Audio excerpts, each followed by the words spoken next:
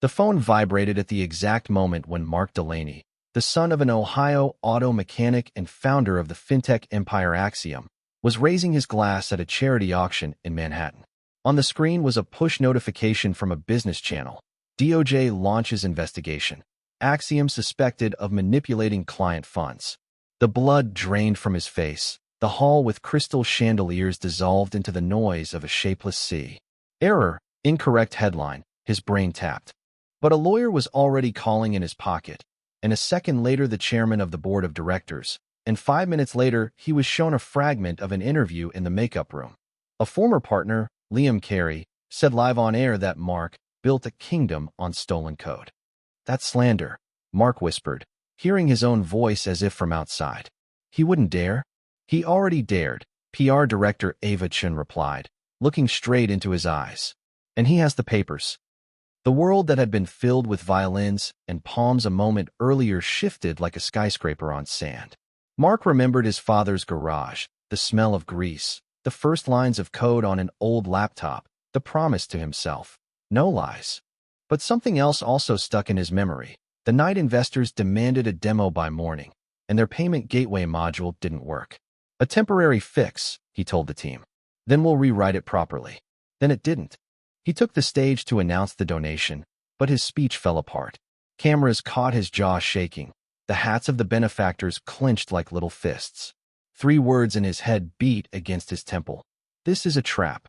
In the hallway, he tried to call Liam. The rings dragged on like a cold wire. Don't pick up the phone, he whispered to himself. Because if you do, I'll say something irreparable. Mark, Ava said, we have to come out with a position in an hour. If this is war, we need the truth. The whole truth. He nodded, but something inside him fell like a coin into a bottomless well. In the elevator downstairs, his reflection in the polished steel left only his eyes, tired and alien. At the exit, in the New York wind that frantically flipped through the newspapers, he admitted to himself for the first time. I've made a move that could take everything away. And it was this admission that made him afraid, not for the money, but for his name. For the boy from Ohio, whom he might betray. We'll tell the truth, he finally managed. But I don't know if I can stand it. And the night suddenly felt longer than his entire career. Sleepless, cold as steel, with the smell of rain over the Hudson. The morning brought not light, but attacks. The SEC froze some of the accounts. The board voted to temporarily remove Mark from the position of CEO. 2 newspapers came out with covers where his photo was circled in red. Liam gave a second interview. We warned him about the risks. He chose the path of cuts and replacements. Investors wrote cold letters. We are outraged. We demand explanations. Clients opened tickets by the hundreds. In the office, someone cried during a meeting, and someone was collecting boxes. Mark ran between lawyers and auditors, proving that the patch was temporary, that all the funds were in place, that the failure was technical. But every phrase he said appeared in news feeds with sarcastic remarks. The media ate his caution like wolves eat silence. The galaxy is not what it seems. A phrase from a children's poster about space suddenly hit memory. He had once thought the markets were a force of logic. Now he saw a shadowy shadow behind every face. A former mentor who hadn't responded to a message, an uncle who had called him a traitor in a comment. Even his mother had asked him to stay out of the news for a couple of weeks. We've got a leak, Ava said, tossing the typed letters onto the table. Someone on the board is leaking internal minutes to the press. And there's something worse. I was anonymously sent a scan of a contract. Liam had sold an option to a large fund a month before the scandal. Right before the fund bet against our stock. Is it a conspiracy? It looks like a well-orchestrated collapse. But we need proof. And I have a question. She looked away for a moment. Is there anything else I should know about? The loan agreements? The letters? The patches that became bridges? He was silent for a long time. Then he confessed to a compromise with the licensing of one API 3 years ago, when a crowd of clients was already standing at the door, and the lawyers did not have time. We will fix the documents after the release. The same Sunday, the same bitter taste. I will sign that I am guilty, Mark said hoarsely. Just find the truth about Liam. What if the truth drags you too? So we will fall together. When he returned to the empty office, the glass of the panoramic window reflected the statue of a man who had become a stranger to his own shadow. That evening, on the stairs of the office, a back-office employee whom he remembered from his early years shot him. "Mr. Delaney," she trembled, "my brother lost his job because of the fall in the exchange rate. I do not know who to hate, you or those who bet on us." "Hate me," he said after a long pause. "I let it happen." She nodded and left him inside a space-quiet void. That night the grand jury subpoena arrived, and for the first time, Mark allowed himself weakness. He sat on the floor in the dark and admitted that he was losing not his fortune but his trust, and with it, himself. Ava disappeared for 3 days. The phone was silent. The lawyers wrote, "All under control," in the fine print used to write phrases to calm children. On the 4th day, Ava walked into his apartment, drenched in rain, with a backpack that looked like a package from the future. "I have an ally, and possibly forbidden knowledge," she said, pulling a flash drive from its hiding place in the lining. "Remember Mace Jones? Your first mentor, who left the fund after the merger. He sent this and asked not to ask how." Board correspondence logs, draft memoranda, contracts opened on the laptop screen. The picture came together like a black puzzle. 6 months before the patch, Liam had agreed with 2 board members to softly remove Mark after an artificial crisis. The fund that had bought the options controlled the analyst who had been feeding the investigation to the journalists. The scariest part was waiting at the end, a scan of the agreement, which had his signature on the accelerated API licensing with the postscript, "Skip formal validation." It was this phrase that allowed his enemies to brand him a manipulator. "This is their knife and your rib," Ava said quietly. "If we go to court with this package, we'll show a conspiracy. But your violation will also be evidence." "I don't want to lie anymore," he replied. "If the truth is going to destroy me, let it do it in the light. There's one more thing." She slid in a printout of the handwritten letter. "Misa says this page is from his archive. Mark once saved the company, but he lost faith in himself. If he admits and corrects himself, I'll testify." He read slowly, feeling the place in his chest where the boy from the garage once lived warm.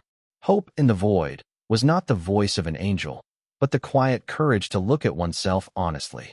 "Are you on my side?" he asked. "I'm on the side of truth," Ava replied. "But today it matches your name." He closed his laptop and smiled for the first time without pain. The plan was taking shape, a public confession of guilt, exposing the chain of conspiracy, protecting employees and customers. He dialed his mother's number. "Mom, I'm probably going to be poor again," he said, trying to be funny. "I always wanted you to be a good person, not rich," she replied. Although ideally, both options. When he and Ava stepped out onto the rainy street, the neon signs seemed less hostile. The water washed away the dust from the curbs, and it was a ritual of purification. He knew ahead was a battle that would not be won by numbers. The courtroom was as cold as an ice rink. Cameras, lawyers, spectators, whispers. The board of directors sat in a row, their faces drawn together like masks. Liam had the same smile of a guy who once brought coffee and dreamed of justice. Before the hearing began, the prosecutor approached Mark. "Proposal. You plead guilty to violating the licensing agreement. We recommend probation. The company keeps the assets. You name the CTO as the main person responsible." "No," Mark answered, without looking away. "I wouldn't throw a stone at a man who wrote at night while I was signing agreements." "Then it's all or nothing." "Exactly." When he rose to the podium, the hall fell silent. He wasn't reading the paper. He spoke, looking straight into the cameras, as if into the eyes of those who had placed their trust in him. "I made a compromise 3 years ago. I was in a hurry, afraid of losing my momentum, and I signed a document that should have gone a long way. It was my fault. I wasn't guilty of embezzling funds, and not a single client dollar was lost. But I was guilty of believing in my own inviolability. And in doing so, I opened the door to those who wanted to destroy us for profit." He placed the flash drive on the table. Correspondence, memoranda, contracts. Ava filed Macy's statement. The picture of the conspiracy unfolded like a map of the night. The fund's rates, the synchronized analytical showers, internal votes, secret payments to the consultant. Liam's face seemed to turn pale, but he held on. "Mark," he said in response, "you're manipulating sympathy. You're a story that's easy to cry about." "I'm a story that's easy to live in," Mark replied quietly. "Until the day of reckoning comes." The judge granted a short recess. In the hallway, a council member who had previously avoided Mark's gaze approached him. "If you continue, everything will burn.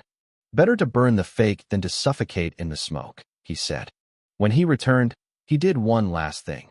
He signed his resignation, transferred his personal shares to a trust to pay employees who had lost their savings in the crash, and authorized a public audit of all the decisions he had made during his term. "I don't want to win today," he finished. "I want to be someone tomorrow." There were no verdicts that day, but the news headlines had two instead of one. Delaney pleads guilty, and possible trading collusion exposed around Axiom. In the hallway, Ava shook his hand. "We did everything we could," she said. "Now it's the world's turn," he replied. And for the first time, he felt the weight of the cloak he had worn for too long disappear from his back. 6 months passed. The court credited Mark with his confession and community service, gave him probation, a 3-year ban on holding executive positions, and a symbolic fine, which he paid the same day.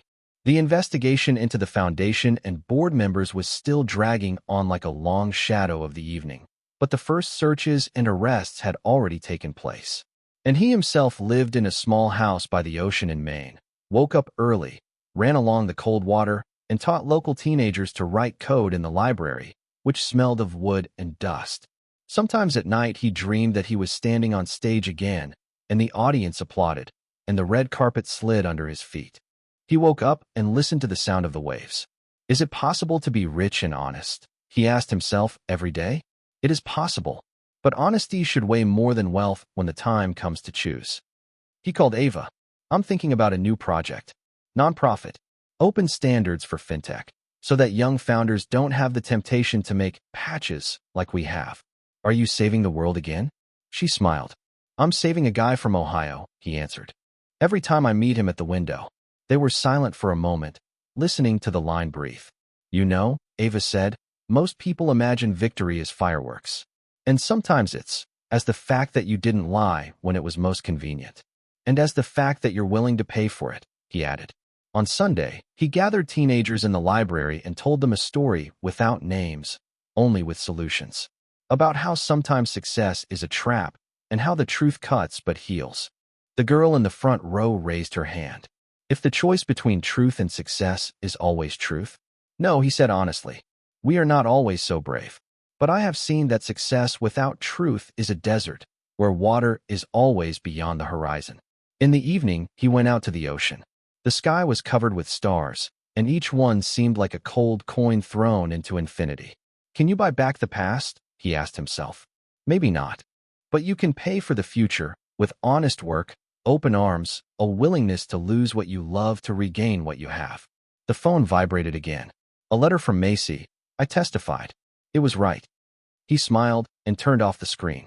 Before, the world seemed to him like a market where every rate was truth. Now he knew. Rates fall, but the skeleton remains.